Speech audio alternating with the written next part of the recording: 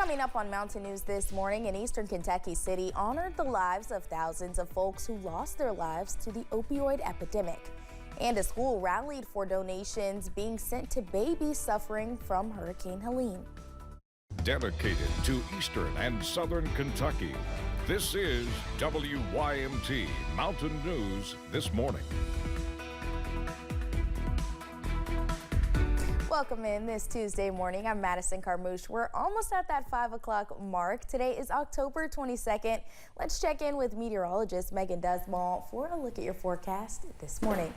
Megan, I feel like we've got an inside look on how the weather is supposed to go every day when I get to talk to you. Yeah, we sure have. It's been an absolute pleasure to be able to tell the weather to you every single day too. So it's another one of these good days too, and that's some great news to look forward to. If we're taking a look at those current temperatures, current visibility, we're not seeing much. We're mostly looking at 10+ mile visibility across the board, with the exception of Williamsburg. Seeing a little patch of fog there. 2.5 miles for Williamsburg, and as you continue throughout the rest of the region, we're seeing those temperatures are looking a lot better than they were yesterday. We're seeing more 40s than we were the 30s at this time. So 43 for Hazard, 40 for Manchester, and if you're in Jackson, we're seeing that 50-degree mark, 54 right now outside of your door. And if we're looking at the highs for today, we will be climbing up there to the upper 70s, 77 for Hazard, 79 for Prestonsburg. And looking at the next couple of hours, we'll see those sunny skies continuing throughout. So it'll be a nice and clear day with sunrise around 7:49 a.m. I'll have that ARH 7-day forecast in just a couple of minutes. All right, Megan, thank you. Excited for the nice weather today. Students from Perry County Central High School have collected donations for babies impacted by Hurricane Helene, set up by the speech and debate team. Each class was in competition to get the most amount of items. Coach Samantha Turner says as the donations begin to trickle in, it soon became overwhelming with more than 1,000 items. Well, I was overwhelmed. When I sent the final email out to the staff, the heading, I just put wow, because that's the only word I had was wow. Myself or the other, my speech team had no plans on the drive being this big. Turner says the students wanted to give back to babies after seeing several without food, clothes, and diapers. She says the items will be driven by the Roscoe's Daughter nonprofit. Items will be taken to North Carolina, Tennessee, and Virginia. New Frontier Outfitters in Moorhead is also sending help for those impacted by Hurricane Helene. They are donating $100,000 worth of clothing to go to the hardest hit areas. They say the trucks will head out this weekend to a distribution center in North Carolina.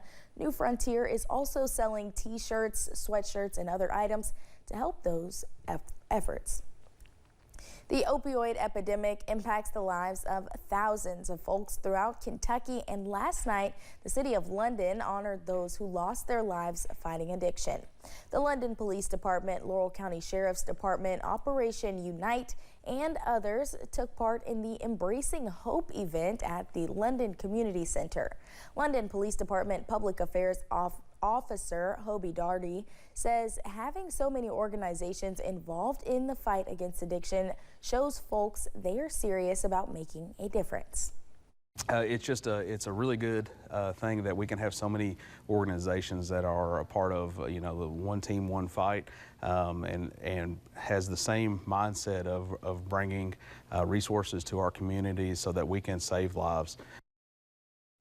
The 2023 Kentucky Drug Overdose says nearly 2,000 people in the state died of drug overdoses. The 2024 Kentucky Opioid Symposium is underway in Louisville. The goal of the two-day event is to bring experts together as well as advocates and practitioners to determine how to handle recovery, prevention, and treatment. Attorney General Russell Coleman gave some remarks at the event yesterday. State Treasurer Mark Metcalf is expected to speak today. The Texas legislature hosted a hearing about the death row inmate whose execution in a controversial shaken baby murder case was halted last week.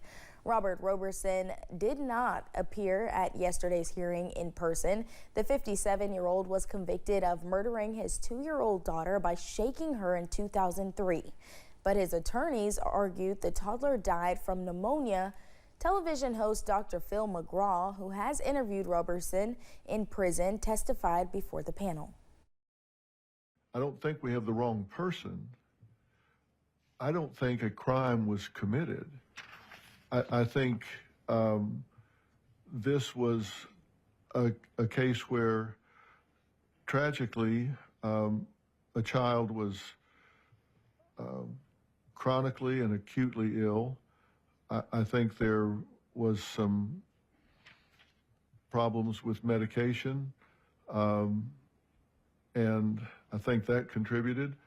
But I certainly don't think that this child was aggressed against.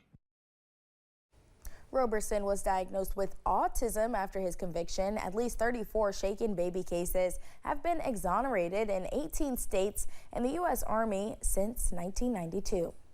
In Bell County, a woman is facing charges after police say she assaulted an officer. Police responded to the incident when a woman was laying on the ground screaming on Sunday. Another person later told police she picked up Erica Givens and was going to take her to the hospital. When police left the scene, they noticed another car speeding up to them. Police say it was Givens driving it, which then crashed into them. She later began hitting an officer before being arrested. A Pulaski County man is in jail after police found drugs inside a home.